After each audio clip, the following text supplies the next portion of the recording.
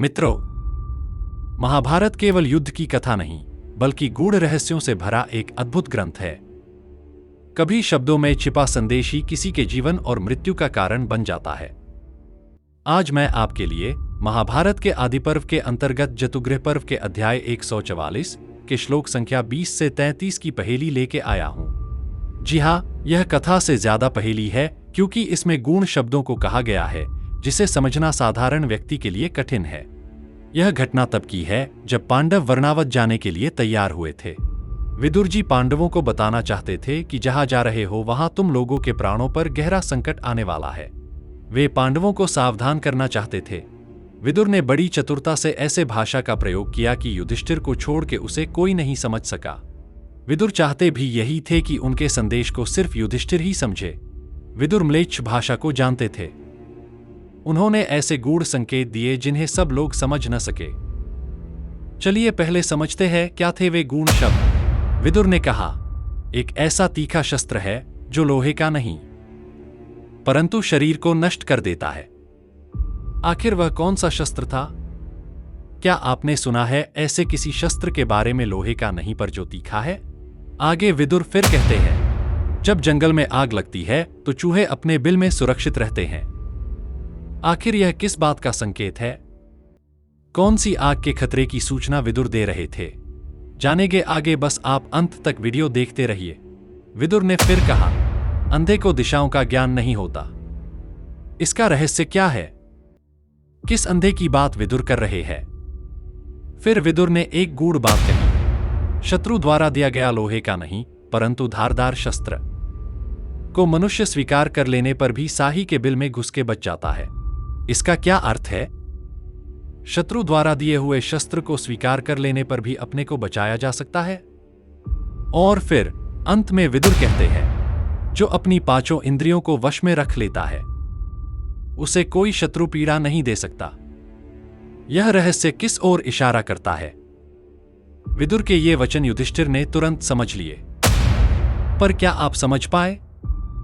देखते रहिए यह वीडियो, जहां इन सभी गूढ़ संकेतों का रहस्य एक एक करके खोला जाएगा।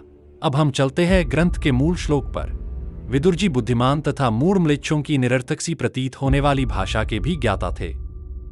इसी प्रकार युधिष्ठिर भी उस म्लेच्छ भाषा को समझ लेने वाले तथा बुद्धिमान थे। अतः उन्होंने युधिष्ठिर से ऐसी कहने योग्य बात कही जो म्लेच्छ भाषा के जानकार एवं बुद्धिमान पुरुष को उस भाषा में कहे हुए रहस्य का ज्ञान करा देने वाली थी, किंतु जो उस भाषा से अनभिज्ञ है उस पुरुष को वास्तविक अर्थ का बोध नहीं कराती थी।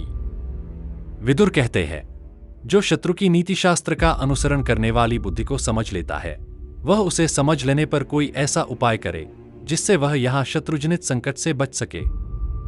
तो यहां विदुर युधिष्ठिर को सांकेतिक भाषा में बता रहे हैं, जो मैं कह रहा हूं तुम ध्यान से सुनो, क्योंकि तुम्हारे लिए जाल बिछाया गया है। आगे विदुर कहते हैं, एक ऐसा तीखा शस्त्र है जो लोहे का बना तो नहीं है परंतु शरीर को नष्ट कर देता है। जो उसे जानता है ऐसे उस शस्त्र के आघात से बचने का उपाय जानने वाले पुरुष को शत्रु नहीं मार सकते। दर्शक गण ध्यान दे, यह है पहली पहेली। यहां संकेत से यह बात बताई गई है कि शत्रुओं ने तुम्हारे लिए एक ऐसा भवन तैयार करवाया है जो आग को भड़काने वाले पदार्थों से बना है। शस्त्र का शुद्ध रूप शस्त्र है जिसका अर्थ घर होता है। तो यहां श्लोक में शास्त्र का वास्तविक अर्थ हुआ शस्त्र, जिसका अर्थ हुआ युधिष्ठिर तुम्हें एक ऐसे घर में रहना है जो लाख सन आदि ज्वलनशील पदार्थ से बना है। अमूमन घर कठोर वस्तुएं जैसे लोहा, बालू, ईंट आदि से बनाया जाता है। विदुर फिर कहते हैं, घासफूस तथा सूखे वृक्षों वाले जंगल को जलाने और सर्दी को नष्ट कर देने वाली आग विशाल वन में फैल जाने पर भी बिल में रहने वाले चूहे आदि जंतुओं को नहीं जला सकती। यूं समझकर जो अपनी रक्षा का उपाय करता है वही जीवित रहता है। इसका तात्पर्य यह है, वहां जो तुम्हारा पार्श्ववर्ती होगा वह पुरोचन ही तुम्हें आग में जलाकर नष्ट करना चाहता है।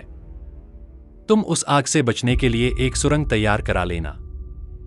मूल श्लोक में कक्षघ्न का शब्द आया है जिसका शुद्ध रूप कुक्षिघ्न है, जिसका अर्थ होता है कुक्षिचर या पार्श्ववर्ती या सहायक। विदुर की तीसरी पहेली। विदुर कहते हैं, जिसके आंखें नहीं हैं वह मार्ग नहीं जान पाता, अंधे को दिशाओं का ज्ञान नहीं होता और जो धैर्य खो देता है उसे सद्बुद्धि नहीं प्राप्त होती। इस प्रकार मेरे समझाने पर तुम मेरी बात को भली भांति समझ लो, अर्थात दिशा आदि का ठीक ज्ञान पहले से ही कर लेना, जिससे रात में भटकना न पड़े। विदुर बता रहे हैं, तुम उस लाख के घर से निकलने का मार्ग खोज लेना, फिर तुम सुरक्षित हो जाओगे। विदुर की चौथी पहेली। विदुर कहते हैं, शत्रुओं के दिए हुए बिना लोहे के बने शस्त्र को जो मनुष्य ग्रहण कर लेता है, वह साही के बिल में घुसकर आग से बच जाता है। तात्पर्य यह कि उस सुरंग से यदि युधिष्ठिर तुम बाहर निकल जाओगे तो लाक्षागृह में लगी हुई आग से बच सकोगे। इसी संकेत को विदुर बता रहे हैं। जो घर है वह तो लाख, सन आदि ज्वलनशील पदार्थ से बना है। यही है शत्रु द्वारा बिना लोहे का दिया हुआ शस्त्र का घेरा। यदि सुरंग बना लोगे तो युधिष्ठिर तुम उस आग से सुरक्षित निकल सकोगे। विदुर की पांचवी पहेली। विदुर कहते हैं, मनुष्य घूम फिर कर रास्ते का पता लगा लेता है, नक्षत्रों से दिशाओं को समझ लेता है, तथा जो अपनी पांचों इंद्रियों का स्वयं ही दमन करता है, वह शत्रुओं से पीड़ित नहीं होता। अर्थात यदि तुम पांचों भाई एक मत रहोगे तो शत्रु तुम्हारा कुछ नहीं बिगाड़ सकेगा। यही है 5 इंद्रियों के दमन करने का संकेत। इस प्रकार कहे जाने पर पांडुनंदन धर्मराज युधिष्ठिर ने विद्वानों में श्रेष्ठ विदुर जी से कहा, मैंने आपकी बात अच्छी तरह समझ ली। इस तरह पांडवों को बारंबार कर्तव्य की शिक्षा देते हुए कुछ दूर तक उनके पीछे पीछे जाकर विदुर जी उनको जाने की आज्ञा दे उन्हें अपने दाहिने करके पुनः अपने घर को लौट गए। विदुर, भीष्म जी तथा नगर निवासियों के लौट जाने पर कुंती अजातशत्रु युधिष्ठिर के पास जाकर बोली, बेटा, विदुर जी ने सब लोगों के बीच में जो अस्पष्ट सी बात कही थी, उसे सुनकर तुमने बहुत अच्छा कहकर स्वीकार किया था, परंतु हम लोग वह बात अब तक नहीं समझ पा रहे हैं। यदि उसे हम भी समझ सकें और हमारे जानने से कोई दोष न आता हो तो तुम्हारी और उनकी सारी बातचीत का रहस्य मैं सुनना चाहती हूं। युधिष्ठिर ने कहा, मां, जिनकी बुद्धि सदा धर्म में ही लगी रहती है, उन विदुर जी ने सांकेतिक भाषा में मुझसे कहा था, तुम जिस घर में ठहरोगे वहां से आग का भय है, यह बात अच्छी तरह जान लेनी चाहिए। साथ ही वहां का कोई भी मार्ग ऐसा न हो जो तुमसे अपरिचित रहे। यदि तुम अपनी इंद्रियों को वश में रखोगे तो सारी पृथ्वी का राज्य प्राप्त कर लोगे। यह बात भी उन्होंने मुझसे बताई थी और इन्हीं बातों के लिए मैंने विदुर जी को उत्तर दिया था कि मैं सब समझ गया। तो मित्रों, आपने देखा, विदुर के वे गूढ़ वचन केवल रहस्यमयी शब्द नहीं थे, वे संकेत थे आग से सावधान रहने के, छिपे हुए रास्तों को पहचानने के और अपनी इंद्रियों पर विजय पाने के। विदुर ने सीधे न बोलकर सांकेतिक भाषा का सहारा लिया ताकि पांडव उस गुप्त खतरे से बच सकें जिसे अन्य लोग कभी समझ ही न पाए। यही महाभारत का अद्भुत पहलू है, जहां हर संवाद में केवल कथा ही नहीं बल्कि गहरा जीवन संदेश छुपा हुआ है। और यह संदेश हमें आज भी यही सिखाता है कि जो सावधान रहता है, संकेतों को समझता है और अपनी इंद्रियों पर नियंत्रण रखता है, वही हर संकट से बचकर विजयी होता है।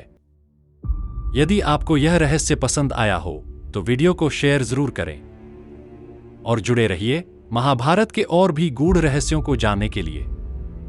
जय हिंद, जय भारत, जय सनातन, जय श्री राम।